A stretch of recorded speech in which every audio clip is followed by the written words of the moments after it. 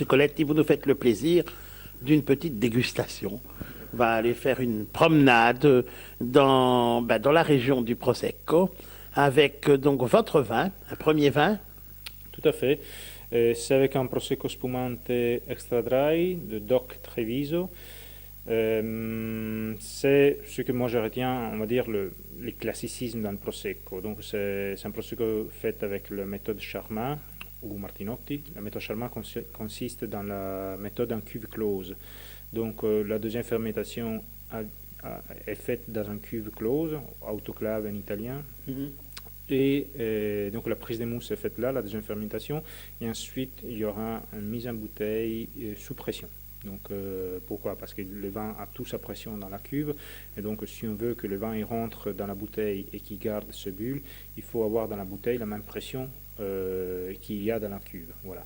Donc ça c'est un petit peu le principe de base de la cuve close. Donc on va saturer nos bouteilles avec un gaz inert qui va sortir au fur et à mesure que le vin y rentre, et le vin y rentre avec ce bulle sans mousser.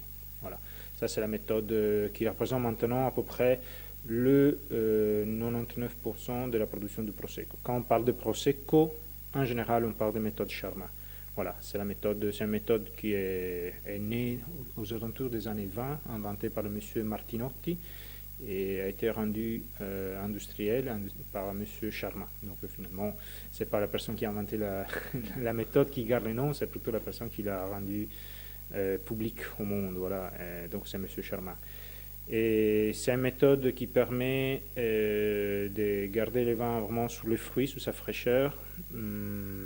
C'est une méthode sympa, intéressante, qui par contre, le seul peut-être défaut qui est là, c'est que ça ne permet pas au vin vraiment de vieillir comme il faut. Voilà. Du moment qu'on commence à filtrer les vins, à le séparer des scellés. Voilà, elle a beaucoup de privilèges comme méthode, mais elle a beaucoup de défauts aussi, comme n'importe quelle méthode. Voilà. Eh bien, je propose qu'on le goûte ensemble, Henri. Salute.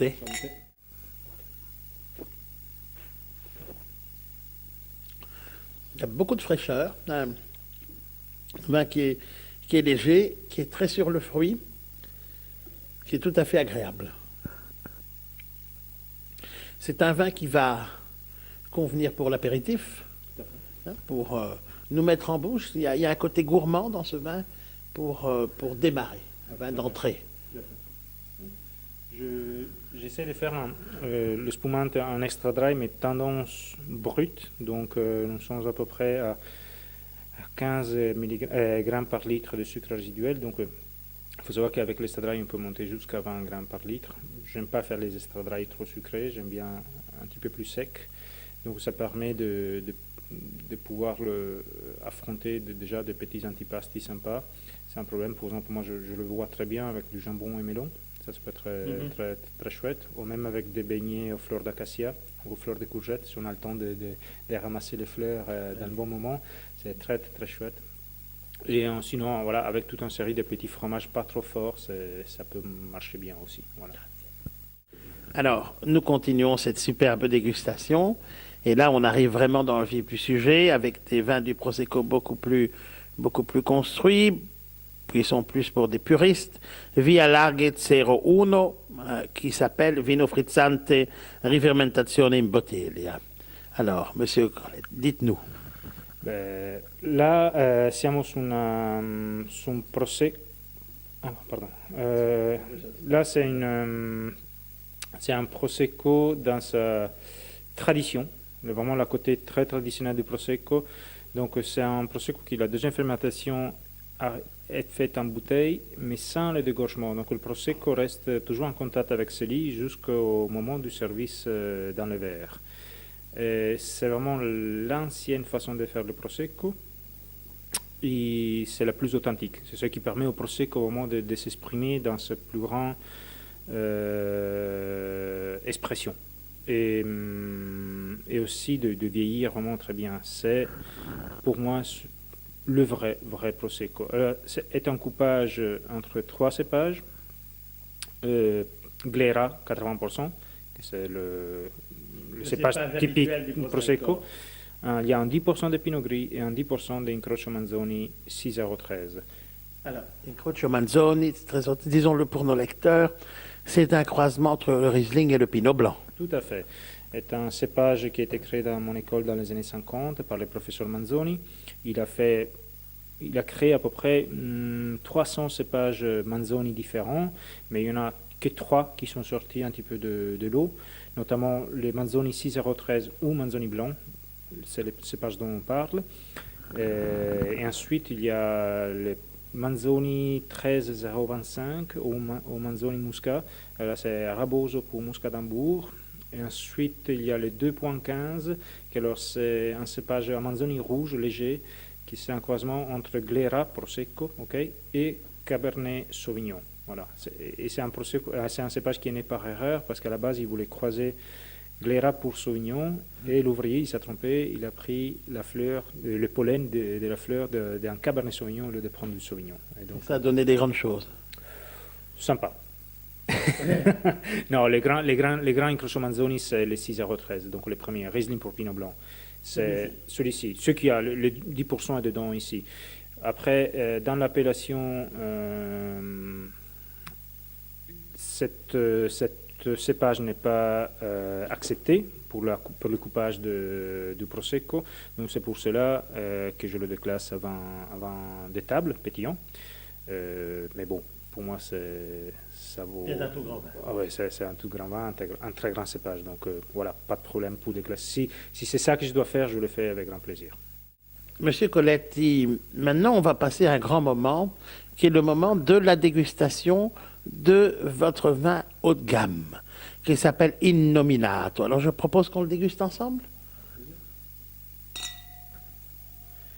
Je voudrais d'abord attirer l'attention de nos amis bruxellois sur cette couleur pêche. Regardez, couleur pêche très, très saumonée même, et le nez qui est particulièrement agréable. Monsieur Coletti, quel nez est-ce que nous avons? C'est un nez porté surtout sous les fruits comme la pêche, à pâte rose, pêche rose on va dire. Mais ensuite il y a aussi un côté un petit peu floral qui sort derrière, un petit peu la rose. Et de petits fruits rouges aussi, donc vraiment un petit peu la groseille qui vient petit à petit, et un petit côté un petit peu épicé. C'est un vin tellement complexe pour moi qu'aromatiquement, on ne peut pas le renfermer dans trois fruits. Et c'est un vin qui va évoluer avec le temps aromatiquement. Donc voilà, je l'explique en 3 mots, mais c'est... Okay. Voilà. Nous avons vu cette belle couleur. Alors maintenant, dites-nous, M. Coletti, la composition de ce vin particulier, Innominato, mais quelle dénomination lui donnez-vous? Alors, la dénomination, malheureusement, il n'y en a pas. Il n'y en a pas parce que je l'appelle Innominato, c'est un vrai vin de Manzoni. Donc c'est 2 Incrocio Manzoni dedans, les cépages.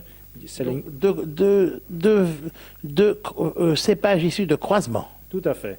Le 80% est Manzoni 13025, c'est le code du croisement, qui est un croisement entre Raboso, qui est un cépage rouge très acide et très tannique de la Vénétie, et le Muscat d'Hambourg. Donc le professeur Manzoni voulait à la base essayer de donner un petit peu de noblesse, un petit peu arrondir un petit peu l'austérité du Raboso.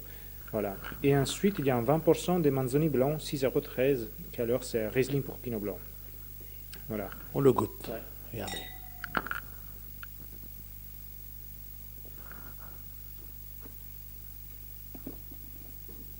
Je suis étonné, Henri, par la force de cette bouche directement. C'est vraiment explosif. C'est explosif. Et dans la trame, on retrouve vraiment la pêche blanche, la pêche saumonée, comme on peut retrouver parfois sur certains vins français. C'est ce côté friand aussi. Oui. Hein, parce que tant la couleur que cette pêche saumonée vont donner au vin, parce que c'est un grand vin, non filtré. Enfin, vous êtes un peu dans la lignée des vignerons rebelles qui sont venus se présenter à Bruxelles il y a environ 2 mois. Vin nature rebelle. Tout à fait. Oui, on peut le définir un vin rebelle pour certaines choses, parce que c'est un assemblage atypique. Déjà, mélanger des 13,25 € avec les 6,13 €, c'est pas classique dans ma région. Et l'interprétation aussi de continuer à le faire comme le Via Largue, parce qu'en réalité, c'est la même méthode. Donc, c'est une méthode, on peut dire, champenoise, mais sans le dégorgement. Donc, le vin qui reste en contact avec le lit, c'est ça qui fait grandir le vin. Ça porte le vin sec. Donc, c'est un vin rebelle à ce point de vue. Ensuite, la force gustative est donnée surtout par l'un des grands-pères de ce cépage, qui est le Raboso, ce cépage dans lequel je crois énormément, et qui porte vraiment le côté acide, la trame acide, la longueur en bouche. Voilà, c'est lui qui fait tout le grand travail. Ensuite, les muscats d'Hambourg, c'est ceux qui donnent le côté aromatique aérien du vin. C'est un vin tout petit tirage, voilà, je fais jusqu'à 300 bouteilles. C'est un vin presque gastronomique pour moi. Oui. On pourrait bien commencer à avoir... Avec un poisson. Un poisson, ça peut être très bien. Moi, je le verrais même bien avec des Saint-Jacques au safran, par exemple. Ça peut être très chouette. Avec un rouget. Moi, j'adore les rougets avec ça. Voilà. Donc, après, à chacun à sa volonté, à sa guise. Voilà. Alors, Monsieur Colletti, pour nos lecteurs qui veulent goûter d'abord vos très grands vins, qui veulent goûter à notre assortiment, ils viennent 26 rue Blas, 126 rue Blas. Quels autres grands vins peuvent-ils goûter? On peut goûter au verre, on peut déguster des choses aussi chez vous? Alors, je propose des vins au verre assez régulièrement. Et là, c'est chaque week-end, j'ouvre des bouteilles comme ça. Quelques exemples Ouf. de choses qu'on peut déguster. Ça dépend.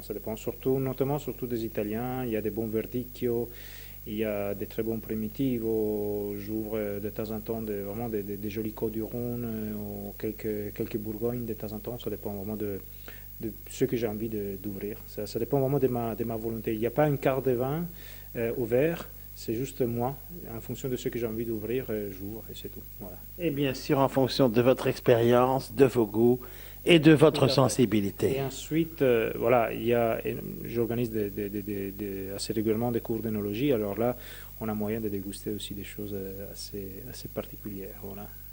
Monsieur Colletti, merci. Vous trouvez en surimpression toutes les données, le site internet, pour que nos amis lecteurs de Bruxelles et des environs vous retrouvent. Merci. Merci à vous et à bientôt.